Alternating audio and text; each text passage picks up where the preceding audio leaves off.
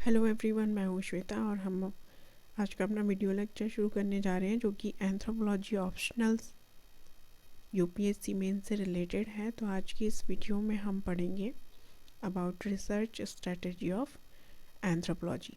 यानी कि इस वीडियो में हम डिस्कस करेंगे कि जो एंथ्रोपोलॉजिस्ट होते थे वो किस तरीके के अप्रोच यूज़ करते थे एक सोसाइटी को स्टडी करने के लिए।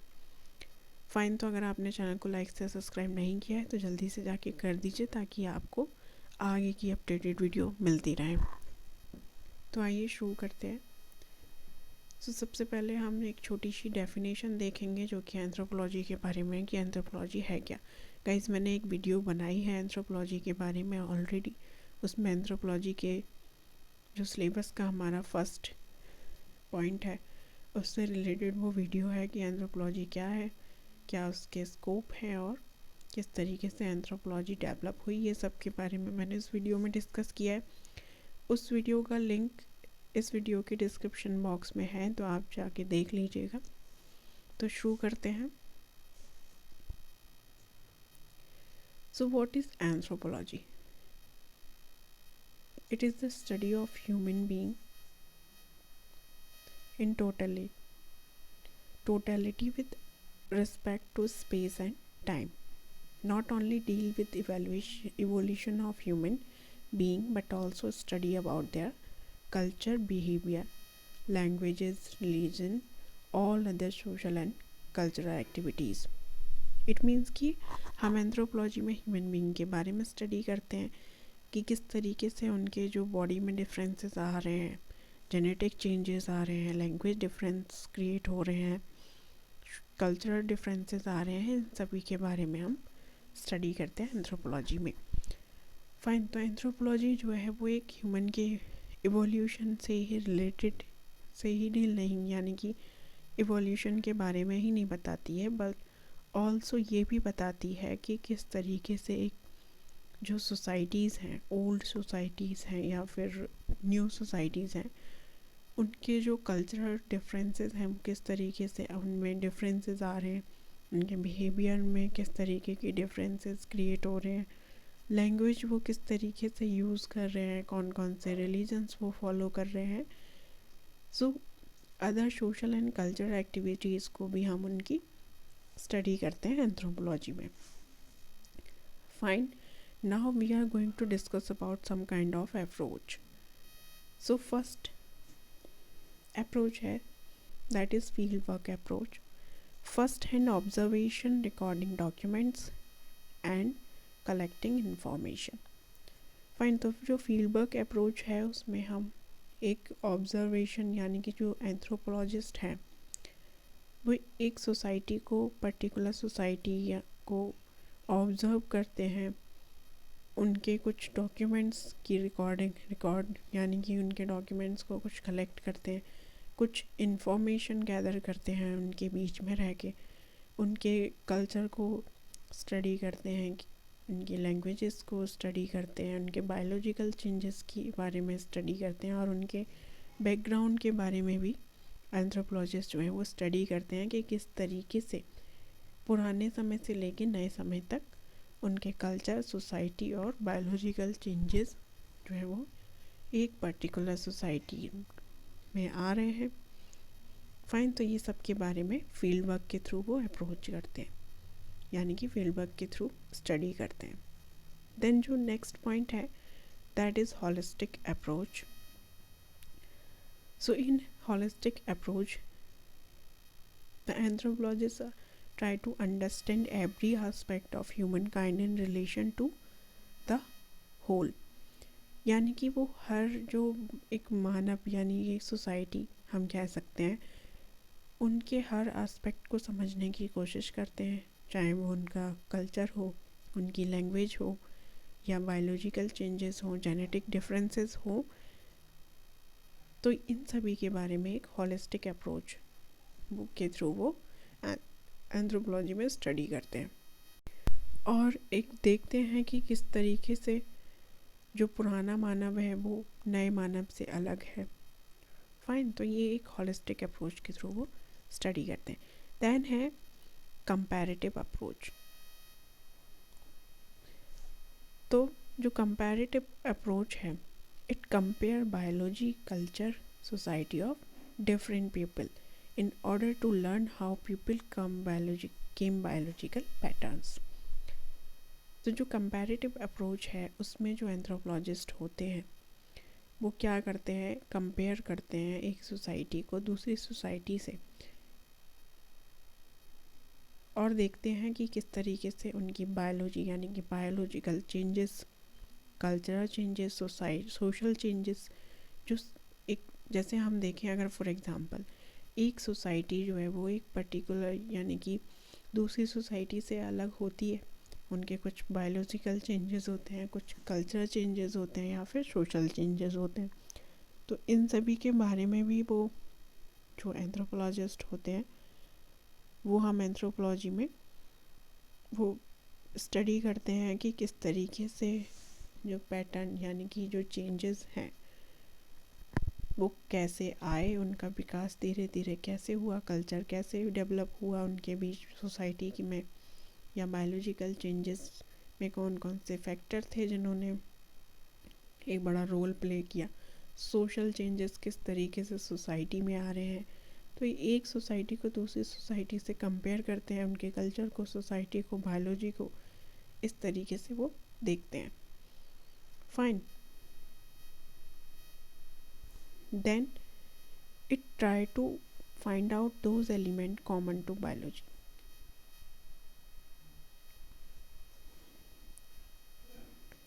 Common to biology, culture और society of all people.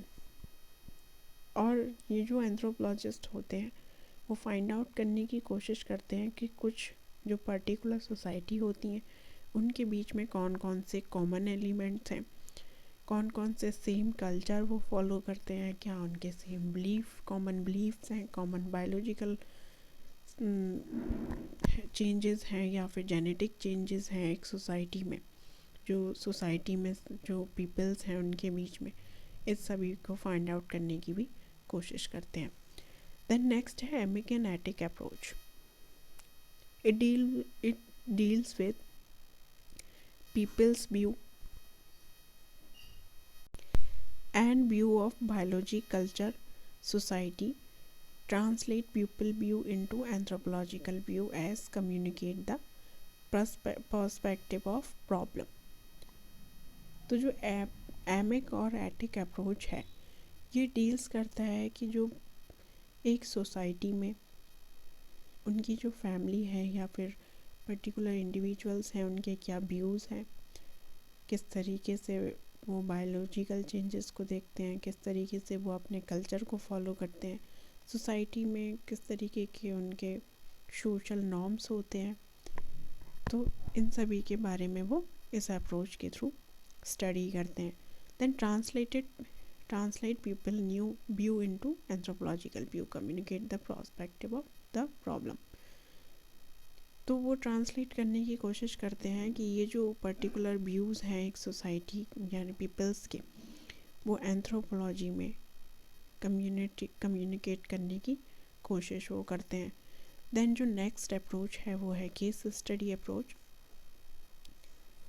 In case study approach the anthropologist try to examine in depth of the biological, cultural, social aspect of individuals, a family and an association or community or a single episode. So जो case study approach है उसमें जो anthropologist होते हैं वो examine करने की कोशिश करते हैं उनके बायोलॉजिकल, कल्चरल, सोशल एस्पेक्ट एक इंडिविजुअल के, एक फैमिली के, कि वो किस तरीके से एसोसिएट है एक कम्युनिटी से। इस सब के बारे में डेप्थ में जाके वो स्टडी करते हैं, उनका बैकग्राउंड के बारे में रिसर्च करते हैं। फाइन, देन जो नेक्स्ट है that is system and processes approach. In this approach the anthropologist try to understand each and every aspect in terms of its major system and morphological. तो जो system and processes approach है इसमें जो anthropologist होते हैं वो find out करने की या समझने की कोशिश करते हैं कि सोसाइटी में कौन कौन से मेजर सिस्टम होते हैं, जैसे कि किनशिप है, फैमिली है, किस तरीके से फैमिली का एक स्ट्रक्चर होता है, या इन सभी एस्पेक्ट्स के बारे में वो यानी कि समझने की कोशिश इस अप्रोच में करते हैं। Then anatomical, serological, genetic, reproductive, तो जो उनके जैसे कि रिप्रोडक्टिव फंक्शंस जो हैं वो एक फैमिली में किस तरीके से होते हैं, क्या उनके नॉर्म्स रूल्स होते हैं कौन कौन से, जैसे कि एक मैरिज है अगर तो वो मैरिज में किस तरीके के नॉर्म्स फॉलो कर रहे हैं। जेनेटिक चेंजेस के बारे में स्टडी करते हैं। सेरोलॉजिकल, एनाटॉमिकल, जो स्ट्रक्चर है एक सोसाइटी का उसके बारे में स्टडी करते हैं। Then we are going to discuss about other system in human biology, that is first marriage. जैसे कि सिस्टम एंड प्रोसेस अप्रोच में एंथ्रोपोलॉजिस्ट होते हैं, वो एक सोसाइटी के बीच में रहते हैं, कुछ रिसर्च करते हैं, कुछ सर्वे टाइप वो करते हैं जिनमें उनके कुछ क्वेश्चनियर फॉर्म टाइप में होता है जो कि वो उनके बहुत काम आता है उस स्टडी में। फाइन, तो जैसे कि एक फैमिली में यानी कि एक फैमिली में मैरिज एक सिस्टम होता है, तो मैरिज का क्या फंक्शंस होते हैं एक फैमिली में या सोसाइटी में, किस तरीके से जो मेंबर्स हैं वो रोल प्ले करते हैं एक मैरिज में, तो मैरिज के क्या क्या फंक्शंस हैं इन सब के बारे में स्टडी करते हैं। और कितने प्रकार की मैरिज जो है वो ट्राइबल्स में या पर्टिकुलर सोसाइटीज़ में पाई जाती हैं, इन सभी के बारे में भी एंथ्रोपोलॉजिस्ट जो है वो स्टडी करते हैं इस अप्रोच में। देन सेकंड है फैमिली। फैमिली का स्ट्रक्चर कैसा है, किस तरीके कितने प्रकार की फैमिलियाँ पाई जाती हैं, फाइन, जैसे न्यूक्लियर फैमिली हुई, जॉइंट फैमिली हुई, ये सब हम एग्जाम्पल के रूप में देख सकते हैं। फैमिली के किस तरीके का स्ट्रक्चर होता है, मेंबर्स जो होते हैं एक फैमिली के वो किस तरीके से रोल प्ले करते हैं, किस तरीके से कोऑपरेट करते हैं एक दूसरे के साथ। देन नेक्स्ट है किनशिप। किनशिप का फैमिली के थ्रू किनशिप कैसे क्रिएट होती है, यानी कि जो एक फैमिली है उसमें किस तरीके का रिलेशंस जो है वो जनरेशन टू जनरेशन मेंबर्स के बीच में होते हैं एक पर्टिकुलर सोसाइटी और एक पर्टिकुलर फैमिली में, इन सब के बारे में वो इस अप्रोच में स्टडी करने की कोशिश करते हैं। देन जो है वो है इकोनॉमिक। तो इकोनॉमिक में कैसे करते हैं कि किस तरीके से जो फैमिलीज़ है या एक सोसाइटी है उसके जो मेंबर्स हैं वो किस तरीके से इकोनॉमिकली कोऑपरेट कर रहे हैं एक दूसरे को, या उनके बीच में जो किस तरीके की इनइक्वलिटी है, चाहे वो इनकम हो या फिर जेंडर इनइक्वलिटी हो या फिर पॉवर्टी किस तरीके से उनके बीच में इंक्रीज़ हो रही है, इन सभी एस्पेक्ट्स के बारे में एंथ्रोपोलॉजिस्ट स्टडी करते हैं इस अप्रोच में। देन जो लास्ट है वो है पॉलिटिकल। पॉलिटिकल अप्रोच में ये देख जो एंथ्रोपोलॉजिस्ट होते हैं वो देखते हैं कि एक एज अ मेंबर फैमिली जो है वो एक बड़ा रोल प्ले करती है एक पॉलिटिकल फंक्शंस का। फैमिली का एक पॉलिटिकल फंक्शन है कि एक विलेज का जो हेड होता है वो एक पर्टिकुलर फैमिली से ही आता है। तो ये सभी जो एस्पेक्ट हैं जैसे मैरिज यानी कि जो सिस्टम है, इंस्टीट्यूशंस हैं, फैमिली, किनशिप, इकोनॉमिक, पॉलिटिकल, ये सभी एक दूसरे से कनेक्टेड हैं। फाइन, तो इन सब ये जो अप्रोच है इस अप्रोच में वो इन सिस्टम्स के बारे में स्टडी करते हैं। देन है रिलीजियस। सोसाइटी के पर्टिकुलर रिलीजन के बारे में वो स्टडी करते हैं कि एक पर्टिकुलर रिलीजन जो है वो किस तरीके से डिफरेंट है, कौन कौन से वो गॉड या फिर गॉडेस को की पूजा करते हैं, किस तरीके के बिलीफ उनके जो सोसाइटी या फैमिली है उसमें है, किस तरीके के कल्चर वो फॉलो कर रहे हैं। Also try to understand role of structure, organizational and functional। Family में जो पर्टिकुलर इंडिविजुअल है उसका कैसे रोल होता है, क्या स्ट्रक्चर होती है एक फैमिली की या फिर एक ऑर्गेनाइजेशन की। ऑर्गेनाइजेशन होती हैं कुछ फैमिलीज़ या सोसाइटी में, पॉलिटिकल हो, इकोनॉमिकल हो, ये किस तरीके से रोल प्ले करती हैं, क्या क्या फंक्शंस होते हैं, जैसे कि मैरिज हुई, किनशिप हुई, फैमिली हुई, ये जो इंस्टीट्यूशंस हैं इनके किस तरीके के फंक्शन होते हैं। तो ये सभी के बारे में इस अप्रोच में स्टडी करते हैं। Then focus of attention in on the study of nature and working of every system. Every system का मतलब है कि जो जैसे मैरिज है, रिप्रोडक्टिव सिस्टम में है, रिप्रोडक्टिव फंक्शंस हैं, मैरिज है या फिर किनशिप है, फैमिली है, इन सभी का फैमिली या सोसाइटी में क्या रोल है या कैसे वो काम करते हैं। एक पॉलिटिकल ऑर्गेनाइजेशन जो फैमिली में या सोसाइटी में ऑर्गेनाइजेशन होती हैं वो किस तरीके से काम करती हैं, क्या क्या उनके रोल्स होते हैं और किस तरीके से उनकी जो पावर है वो डिस्ट्रीब्यूट होती है, इन सभी के बारे में यहाँ पे वो फोकस करते हैं और उनके बारे में रिसर्च करते हैं। Then in relation to every other system and ultimately gain an understanding of the whole aspects. तो जो सारे जो सिस्टम हैं, जैसे कि मैरिज हुआ, किनशिप हुआ या रिलीजन हुआ, ये किस तरीके से एक बड़ा रोल प्ले करते हैं एक सोसाइटी में, या किस किस तरीके के फंक्शंस एक सोसाइटी में होते हैं, उनके क्या क्या रोल्स हैं, इस सभी को अंडरस्टैंड करने की कोशिश वो इस अप्रोच में करते हैं। Fine, now we are going to discuss about tradition of field work.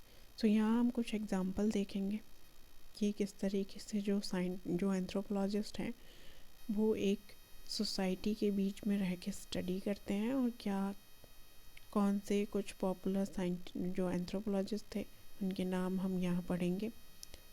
तो शो करते हैं। तो सबसे पहले जो हमारे एंथ्रोपोलॉजिस्ट थे, he is Malinowski. He stayed in Australia for 6 years and made 3 extensive field work. तो जो मेलानोवस्की थे, ये एंथ्रोपोलॉजी में आपने पढ़ा भी होगा, अगर आपने पढ़ी है तो। इन्होंने ऑस्ट्रेलिया में ये 6 साल रहे थे। इन्होंने 3 रिसर्च की थी ऑस्ट्रेलिया में। तो ये जो इन्होंने ऑस्ट्रेलिया में फील्ड वर्क किया था, यानी कि कुछ जो पर्टिकुलर सोसाइटी थी वहाँ पे जो ट्राइबल्स थे उनके ऊपर इन्होंने रिसर्च की थी। उनके बीच में रह के इन्होंने उनको समझने की कोशिश की थी कि किस तरीके से culture, social and biological changes उन सोसाइटी के बीच में हैं। इन सभी को समझने की कोशिश मेलानोवस्की ने इस रिसर्च के थ्रू की। 1 to मेलू इन 1915। जो फर्स्ट स्टडी इन्होंने की थी वो मेलू में की थी 1915 में। Then 2 to Trobriand island 1915 to 16, 1917 to 18। जो सेकंड स्टडी थी इनकी वो बियॉन्ड आइसलैंड पे इन्होंने 1915 से लेके 16 तक। देन नेक्स्ट में इन्होंने 17 से लेके 18 तक ये स्टडी की थी। Fine, he lived like a native. जैसे कि अभी मैंने बताया भी था कि ये जो एंथ्रोपोलॉजिस्ट होते हैं ये एक सोसाइटी के बीच में ही रहते हैं एज अ मेंबर। एक मेंबर की तरह ये सोसाइटी में रहते हैं, उनके बारे में स्टडी करते हैं और समझने की कोशिश करते हैं। Fine, then he further made study in US, Zapotec of Mexico in 1940 to 41। तो फर्दर इन्होंने एक और स्टडी की थी जो कि यानी कि जो इनकी थर्ड स्टडी थी वो इन्होंने यूएस में की थी, ज़ैपोटेक मैक्सिको में 1940 और 41 में ये स्टडी इन्होंने की थी। तो ये हमने मेलानोवस्की के बारे में पढ़ा जिन्होंने 3 फील्ड वर्क स्टडी रिसर्च की थी ट्राइबल्स के या फिर सोसाइटीज़ के ऊपर। तो इस तरीके से जो एंथ्रोपोलॉजिस्ट होते हैं वो फील्ड वर्क में काम करते हैं एंथ्रोपोलॉजी में और समझने की कोशिश करते हैं एक पर्टिकुलर सोसाइटी को। तो इनका एक बड़ा कंट्रीब्यूशन रहा है एंथ्रोपोलॉजी में, इन एंथ्रोपोलॉजिस्ट का, कि इन्होंने कुछ स्टडीज़ दी और सोसाइटी को स्टडी किया, यानी कि उनके बारे में रिसर्च की। फाइन, तो आज की वीडियो में इतना ही। नेक्स्ट वीडियो में हम नेक्स्ट टॉपिक कवर करेंगे अकॉर्डिंग टू सिलेबस। तो चैनल को लाइक से सब्सक्राइब करना नहीं भूलिएगा और उस वीडियो को जाके देख लीजिएगा, उसका लिंक इस वीडियो के डिस्क्रिप्शन में दिया हुआ है।